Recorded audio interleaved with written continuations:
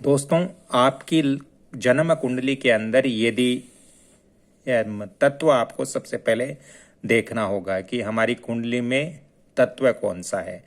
फिर आपको अपने घर के वास्तु को देखना होगा।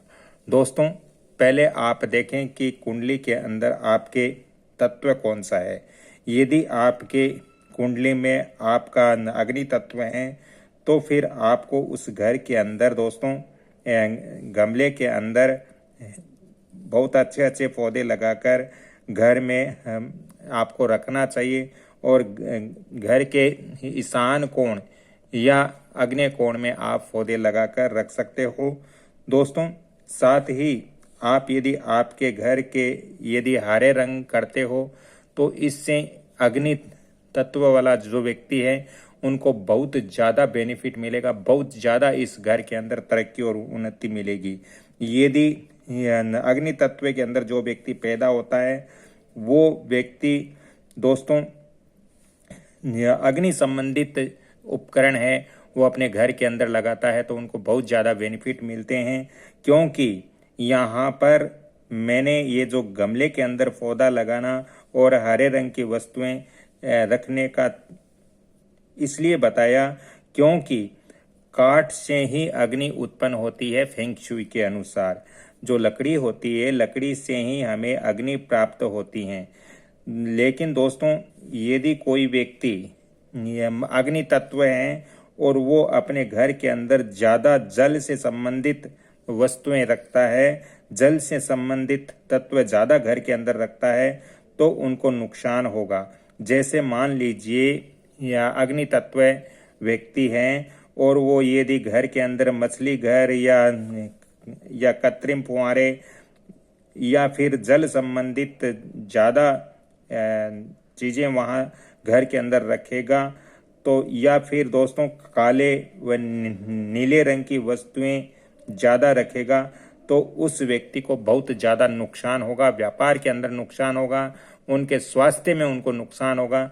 क्योंकि व्यक्ति का तत्व अग्नि है और वो कहीं न कहीं यहाँ पर जल तत्व की वस्तुएं रखेगा तो उनको नुकसान होगा। क्योंकि जल है वो अग्नि को बुझाता है, अग्नि को खत्म करता है। इसलिए इस चीज़ का ध्यान रखें कि जिस व्यक्ति की कुंडली में यदि व्यक्ति अग्नि तत्व हैं तो उनको कभी भी जल तत्व की वस्तुएं घर के अंदर फेंग शुई के अनुसार नहीं रखनी चाहिए। दोस्तों, क्योंकि हम ये चीज़ जानते हैं कि जल वो अग्नि को समाप्त करता है, अग्नि को खत्म करता है। इसलिए हम यदि अपने तत्व के विरोधी तत्व की वस्तुएं जो रखेंगे तो उनसे बहुत ज़्यादा नुकसान हमारे घर के अंदर वास्तु अनुसार होता है। दोस्तों, एक उदाहरण में और आपको दे रहा हूं। अगर आपकी कुंडली में आपके धातु तत्व हैं या आप धातु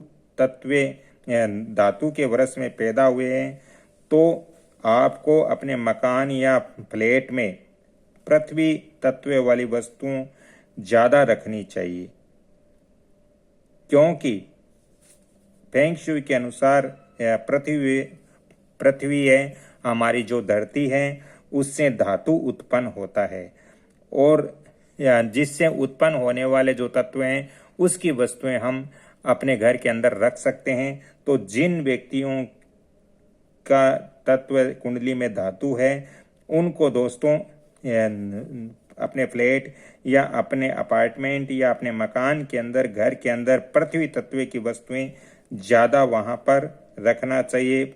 पृथ्वी तत्व की वहाँ पर व्यवस्था ज़्यादा करनी चाहिए। जैसे आपके घर में मिट्टी के बने हुए वस्तुएं हैं, मिट्टी के बर्तन है या मिट्टी के बने हुए खिलौने हैं या दोस्तों पीले रंग की कोई भी चीज़, इस प्रकार अपने घर के रंग संयोजन या आप अपने घर के अंदर यदि पीला कलर करते हो तो जिस व्यक्ति का धातु तत्व है वो अपने घर के अंदर पीले रंग का उपयोग कर सकता है। उनको बहुत ज़्यादा बेनिफिट होगा, बहुत ज़्यादा फायदा होगा। दोस्तों, या इसी प्रकार अपने घर के पीला रंग करते हो तो उसके बहुत ज़्यादा फायदा होगा। लेकिन इसी प्रकार घर के रंग संयोजन में आपको लाल रंग की कमी करनी होगी। यदि आपका धातु तत्व है तो आपके घर में रेड कलर, लाल कलर बिल्कुल भी फेंग शुई के अनुसार नहीं होना चाहिए। ये निषेध है, क्योंकि फेंग शुई के अंदर विनाश चक्र में अग्नि धातु का नाश करती है। अग्नि है वो धातु का नाश करती है। यदि आपका धातु तत्व है तो अग्नि संबंधित कोई भी वस्तुएं ज़्यादा अपने घर के अंदर नहीं रखना चाहिए, अन्यथा आपको व्यापार के अंदर या स्वास्थ्य के अंदर नुकसान हो सकता है। दोस्तों, इसीलिए व्यक्ति का जो तत्व होता है उस देखना चाहिए कि कुंडली में कौन सा तत्व है। जो तत्व है तो उसके बाद में ये समझना चाहिए कि ये तत्व कौन उत्पन्न कर रहा है। जैसे आपका धातु तत्व है तो धातु को कौन बनाता है?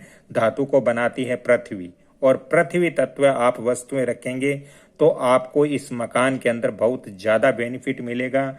लेकिन आपका धातु तत्व है और आप अग्नि संबंधित ज़्यादा वस्तुएं रखते हैं घर के अंदर तो आपको नुकसान होगा। व्यापार में भी नुकसान हो सकता है, स्वास्थ्य संबंधित नुकसान होगा, इसके अलावा मान सम्मान के अंदर भी नुकसान होगा और आर्थिक तंगी भी फेंग शुई और वास्तुशास्त्र के अनुसार हो सकती है।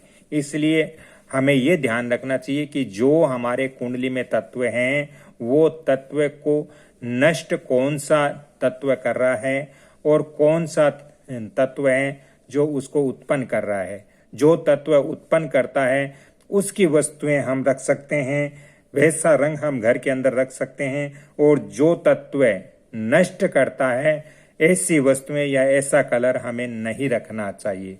दोस्तों, मान लीजिए एक चीज और मैं यहाँ आपको बताता हूँ कि आपका धातु तत्व है और धातु को कौन नष्ट करता है? धातु को अग्नि नष्ट करता है। यदि आप अपने घर के अंदर रेड कलर या लाल कलर का उपयोग ज़्यादा करोगे तो आपको नुकसान होगा।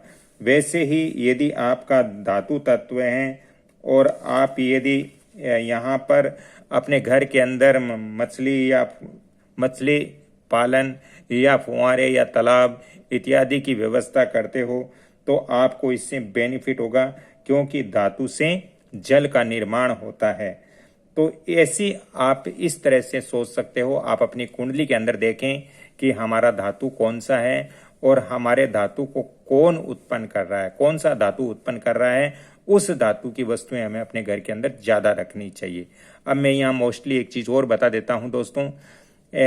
मध्य है वो पीला रंग, और हमारे घर की जो दक्षिण दिशा है वो अग्नि की दिशा होती है। ईस्ट साउथ भी अग्नि की दिशा ही होती है और इसका रंग लाल होता है। वेस्ट के अंदर दोस्तों, वेस्ट के अंदर सफ़ेद रंग, और इसका जो धातु है, इसका जो तत्व है वो धातु तत्व है। वैसे ही नॉर्थ के अंदर दोस्तों, ये नॉर्थ है वो जल तत्व का प्रतीक होता है और यहाँ इनका रंग नीला रंग होता है। तो आज जो चीज़ आपको समझ में आई होगी, मोस्टली चीज़ यही है कि आप अपनी कुंडली के अंदर ये देखें कि हमारा धातु कौन सा है। आपकी कुंडली के फर्स्ट जो पेज होता है उस पर लिखा हुआ मिल जाएगा आपका धातु कौन सा है, आपका वर्ण कौन सा है, नाड़ी कौन सी है। ये सारी चीज़ें आपकी कुंडली में मिल जाएगी। तो आपको एक चीज़ देखनी है कि हमारा धातु कौन सा है और हमारे धातु को कौन सा धातु उत्पन्न कर रहा है, किस धातु द्वारा हमारा धातु बनता है, तो वो ही वस्तु हमें रखनी चाहिए। और ये सोचना चाहिए कि हमारा धातु कौन सा है, उस धातु को नष्ट कौन सा धातु कर सकता है, वैसी वस्तुएं हमारे घर के अंदर नहीं होनी चाहिए। आज की ये मेरी जानकारी अच्छी लगी तो वीडियो को लाइक शेयर सब्सक्राइब जरूर करें और बेल आइकन घंटी के निशान पर भी क्लिक करें। ज़्यादा ही आपको वास्तु और ज्योतिष संबंधित या फेंग शुई संबंधित आपको विचार विमर्श करना हो या परामर्श लेना हो या आपको ऑन द स्पॉट अपने मकान का विजिट करवाना हो, व्हाट्सएप द्वारा विजिट करवाना हो, तो आप फ़ोन नंबर भी नोट करें 7901718402। अगली कड़ी में फिर मैं आपसे मिलता हूं, तब तक के लिए मैं आपसे क्षमा चाहता हूं।